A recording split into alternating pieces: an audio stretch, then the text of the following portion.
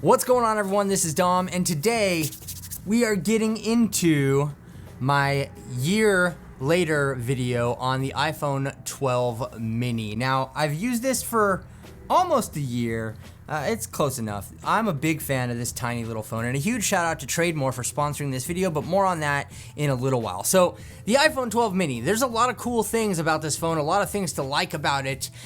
But I do have some gripes, and they're somewhat minor. First of all, as far as performance goes, this thing runs exactly as it did since the day I bought it. I haven't had any slowdowns or anything, but do we really expect that these days? Like honestly though, this thing works really, really good, and I'm just very happy with the performance here. Now, obviously, this has a smaller screen, and boy, oh boy, I've just been so happy having a smaller screen phone, and I come from using like the max editions of the phones, like you know, the larger screens. Having a larger screen phone is a much different experience than having something that is so tiny like this. And realistically, it keeps me off of my phone, keeps me out of my phone a lot more, which I definitely appreciate personally, because I don't know, I've been in this zone lately trying to zen myself out and not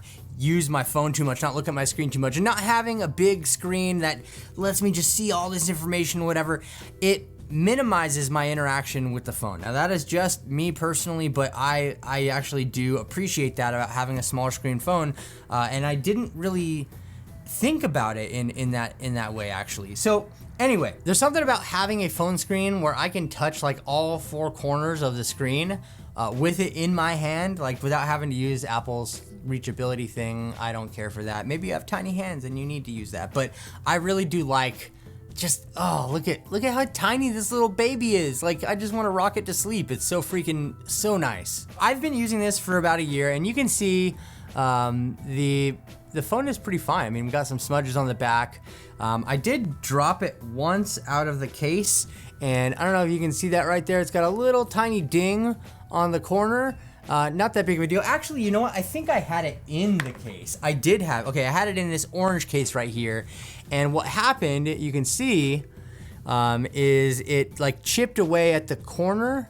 Yeah, it's kind of hard to see. It chipped away at the corner of the case and went straight through and scratched the corner of my iPhone. Not a big deal. I don't have Apple Care on this. I didn't opt to buy Apple Care because honestly, it's just a huge finesse. If you're safe with your stuff, good deal. Maybe you guys, do you guys get Apple Care? Does anybody get Apple Care anymore? Drop a comment down below. Anyway, so here on the back side, this is where one of the big things that we should talk about is, well, it's not actually, is it this third camera lens. We do not have a telephoto camera lens on the iPhone 12 mini. It's similar to the iPhone 12. A lot of people were like, oh my gosh, no telephoto lens. But for me personally, I am glad that they did a wide angle instead of a telephoto lens. If I'm gonna have two lenses, I'd much rather have a wide angle. It's more useful for myself personally.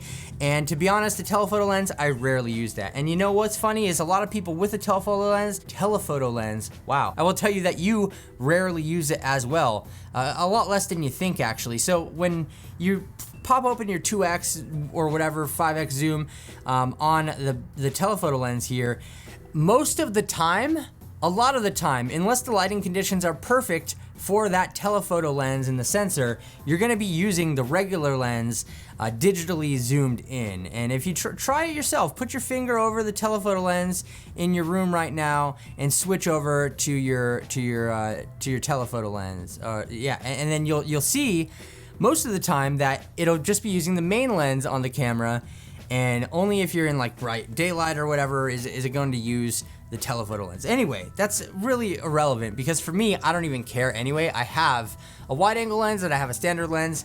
That's good for me. Now, I will say one thing I have noticed here, and this is gonna be hard to see as well, is there's a lot of gunk that's kind of gunked up into the speakers, and I've been using cases on this thing, so the case actually is letting the gunk in and then it's getting stuck inside of those speaker grills and stuff. And I've noticed the sound quality kind of muffling a little bit because of that. Like I said, there's just some gunk there.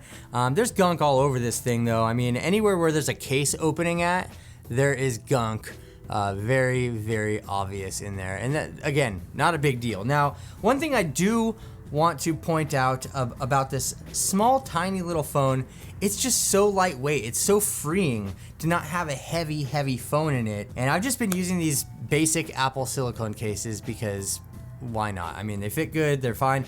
The MagSafe works with them, which is good.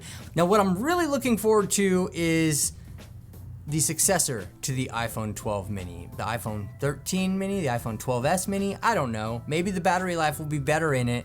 And I mean, if you're trying to get the next iPhone, no better way than trading in the current phone that you have. And let's have Dom with the snazzy shirt tell you about this video sponsor, Trademore. Huge shout out to Trademore for sponsoring the video. And if you buy a bunch of phones or upgrade your phone every year or anything like that, I personally don't like doing the back alley meetups, the shady things off the internet. I personally recommend Trademore. Trademore has premium pre-owned devices, meaning that they choose the best of the best devices by looking at specs such as battery life, cosmetics, and functionality. Each device goes through a 30-point inspection test before being sold to customers. Trademore also offers a money-back guarantee. If you're not pleased with the device, Trademore will give you your money back within 30 days of the order date. Now, if you're looking to sell your smartphone instead of buy one, all you have to do is visit Trademore's Sell Your Smartphone page to find out how much your phone can be worth. You can trade in used phones as well as tablets and smartwatches with Trademore, and you'll get very competitive offers. Trademore will send you a free prepackaged prepaid box with all the instructions you need to send in your device, and the offer you get from Trademore is good for 30 days. Definitely check out Trademore using the link below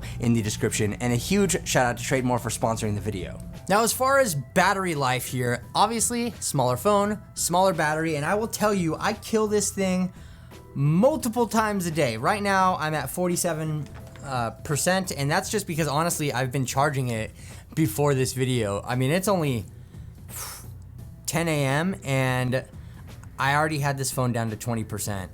I use my phone a lot more than you would or a regular person would, I guess, but I can easily kill this thing 3 times in a day. Like, not a problem at all. That being said, it does charge quick because, well, smaller battery.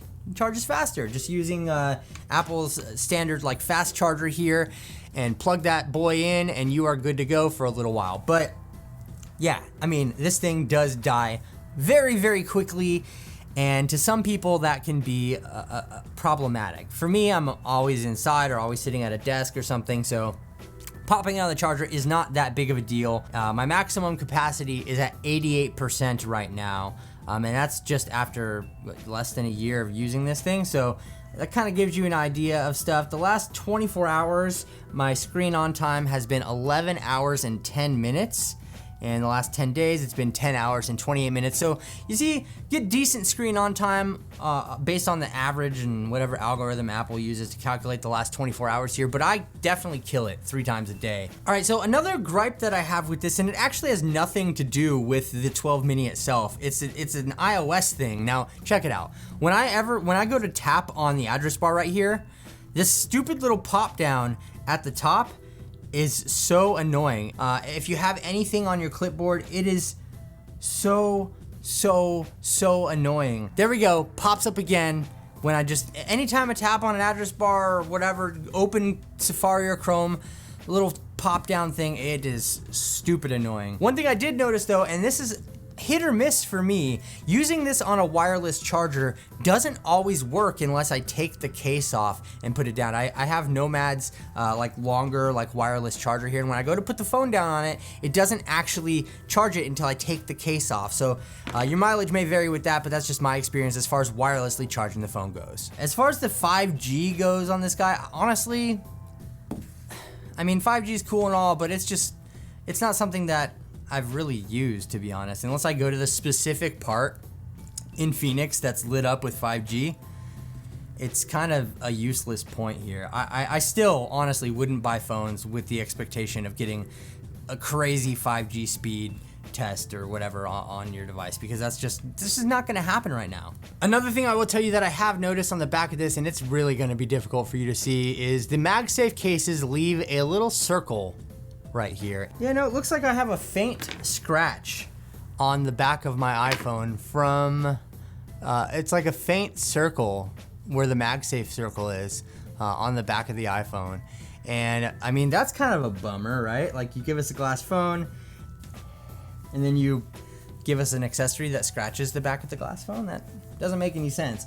Now back to battery life real quick. I know that recently Apple came out with the MagSafe battery pack, and it's cool. It's actually a really cool battery pack. But for me, using it on this phone, if you're gonna use it on just the glass, forget about it. That thing's gonna slip around like a slip and slide.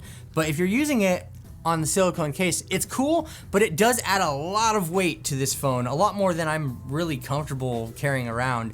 And it's just awkward on this small phone. Like, I know it fills in the gap right here when you're holding it, like that comforting gap, but it makes the phone a lot heavier, and it just feels unnatural to me. I'm not a big fan of using the MagSafe battery pack on this phone right here. And again, that's all gonna be personal preference. Overall, I mean, the camera performance, excellent. Like, I've shot so many things with this iPhone camera that I just blow my mind. Like, sometimes I can use this as extra footage in videos and nobody would ever know the difference because the cameras are just that much on point. I don't know, I dig it, but I'm curious to know what your thoughts are on the iPhone 12 mini down in the comments section below.